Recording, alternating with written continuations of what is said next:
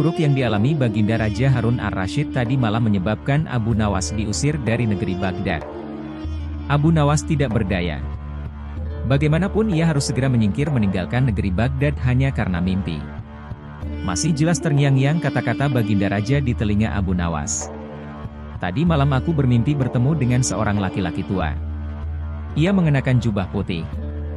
Ia berkata bahwa negerinya akan ditimpa bencana bila orang yang bernama Abu Nawas masih tetap tinggal di negeri ini.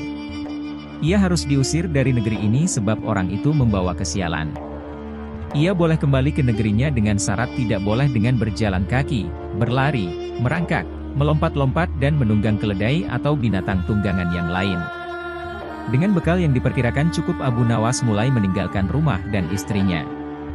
Istri Abu Nawas hanya bisa mengiringi kepergian suaminya dengan derayan air mata. Sudah 2 hari penuh Abu Nawas mengendarai keledainya. Bekal yang dibawanya mulai menipis. Abu Nawas tidak terlalu meresapi pengusiran dirinya dengan kesedihan yang terlalu mendalam. Sebaliknya Abu Nawas merasa bertambah yakin bahwa Tuhan Yang Maha Perkasa akan segera menotong keluar dari kesulitan yang sedang melilit pikirannya. Bukankah tiada seorang teman pun yang lebih baik daripada Allah Subhanahu wa Ta'ala dalam saat-saat seperti itu? Setelah beberapa hari Abu Nawas berada di negeri orang, ia mulai diserang rasa rindu yang menyayat-nyayat hatinya yang paling dalam. Rasa rindu itu makin lama makin menderu-deru seperti dinginnya jam harir. Sulit untuk dibendung. Memang, tak ada jalan keluar yang lebih baik daripada berpikir. Tetapi dengan akal apakah ia harus melepaskan diri? Begitu tanya Abu Nawas dalam hati. Apakah aku akan meminta bantuan orang lain dengan cara menggendongku dari negeri ini sampai ke istana Baginda? Tidak. Tidak akan ada seorang pun yang sanggup melakukannya. Aku harus bisa menolong diriku sendiri tanpa melibatkan orang lain. Pada hari ke-19 Abu Nawas menemukan cara lain yang tidak termasuk larangan Baginda Raja Harun al-Rashid. Setelah segala sesuatunya dipersiapkan, Abu Nawas berangkat menuju ke negerinya sendiri. Perasaan rindu dan senang menggumpal menjadi satu. Kerinduan yang selama ini melecut-lecut semakin menggila karena Abu Nawas tahu sudah semakin dekat dengan kampung halaman. Mengetahui Abu Nawas bisa pulang kembali, penduduk negeri gembira.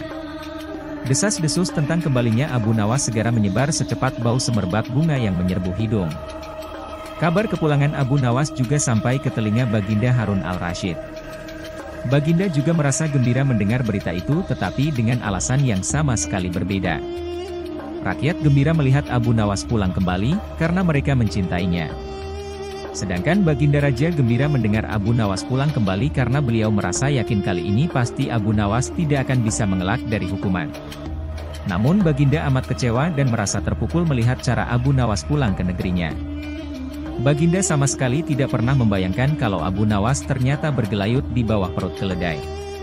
Sehingga Abu Nawas terlepas dari sanksi hukuman yang akan dijatuhkan karena memang tidak bisa dikatakan telah melanggar larangan Baginda Raja. Karena Abu Nawas tidak mengendarai keledai. Tidak ada henti-hentinya. Tidak ada kapok-kapoknya, Baginda selalu memanggil Abu Nawas untuk dijebak dengan berbagai pertanyaan atau tugas yang aneh-aneh. Hari ini Abu Nawas juga dipanggil ke istana. Setelah tiba di istana, Baginda Raja menyambut Abu Nawas dengan sebuah senyuman. Akhir-akhir ini aku sering mendapat gangguan perut. Kata tabib pribadiku, aku kena serangan angin. Kata Baginda Raja memulai pembicaraan. Ampun tuanku, apa yang bisa hamba lakukan hingga hamba dipanggil? Tanya Abu Nawas. Aku hanya menginginkan engkau menangkap angin dan memenjarakannya. Kata Baginda. Abu Nawas hanya diam. Tak sepatah kata pun keluar dari mulutnya. Ia tidak memikirkan bagaimana cara menangkap angin nanti, tetapi ia masih bingung bagaimana cara membuktikan bahwa yang ditangkap itu memang benar-benar angin. Karena angin tidak bisa dilihat. Tidak ada benda yang lebih aneh dari angin. Tidak seperti halnya air, walaupun tidak berwarna tetapi masih bisa dilihat. Sedangkan angin tidak. Baginda hanya memberi Abu Nawas waktu tidak lebih dari 3 hari.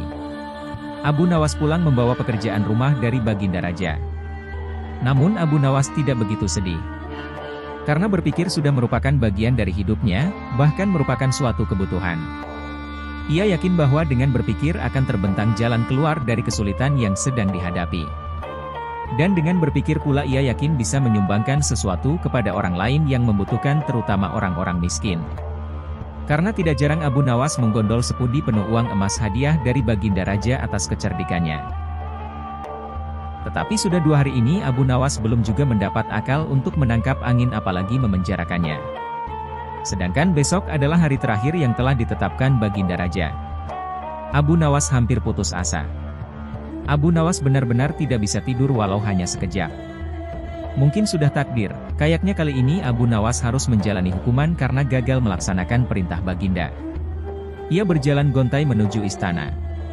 Di sela-sela kepasrahannya kepada takdir ia ingat sesuatu, yaitu Aladin dan lampu wasiatnya. Bukankah jin itu tidak terlihat? Abu Nawas bertanya kepada diri sendiri. Ia berjingkrak girang dan segera berlari pulang. Sesampai di rumah ia secepat mungkin menyiapkan segala sesuatunya kemudian menuju istana. Di pintu gerbang istana Abu Nawas langsung dipersilahkan masuk oleh para pengawal karena Baginda sedang menunggu kehadirannya.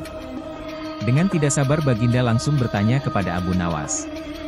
Sudahkah engkau berhasil memenjarakan angin, hai Abu Nawas? Sudah Paduka Yang Mulia. Jawab Abu Nawas dengan muka berseri-seri sambil mengeluarkan botol yang sudah disumbat. Kemudian Abu Nawas menyerahkan botol itu. Baginda menimang-nimang botol itu. Mana angin itu, hai Abu Nawas? Tanya Baginda. Di dalam, Tuanku Yang Mulia. Jawab Abu Nawas penuh takzim.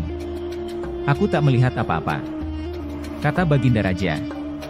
Ampun Tuanku, memang angin tak bisa dilihat, tetapi bila Paduka ingin tahu angin, tutup botol itu harus dibuka terlebih dahulu. Kata Abu Nawas menjelaskan. Setelah tutup botol dibuka Baginda mencium bau busuk. Bau kentut yang begitu menyengat hidung. Bau apa ini, hai Abu Nawas? Tanya Baginda marah. Ampun Tuanku Yang Mulia, tadi hamba buang angin dan hamba masukkan ke dalam botol. Karena hamba takut angin yang hamba buang itu keluar maka hamba memenjarakannya dengan cara menyumbat mulut botol. Kata Abu Nawas ketakutan. Tetapi Baginda tidak jadi marah karena penjelasan Abu Nawas memang masuk akal. Dan untuk kesekian kali Abu Nawas selamat.